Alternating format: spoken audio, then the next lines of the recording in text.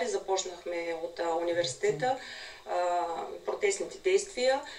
Нашите заплати не са променени от съответно няколко години, като от миналата година на академичния състав, а за неакадемичния от няколко години преди това.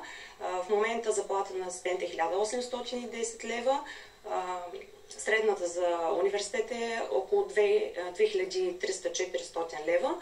Да не говорим за неакадемичния състав, за който увеличение на заплатите няма. Кое е достойното увеличение? С какъв процент настоявате да се индексират вашите възнаграждения?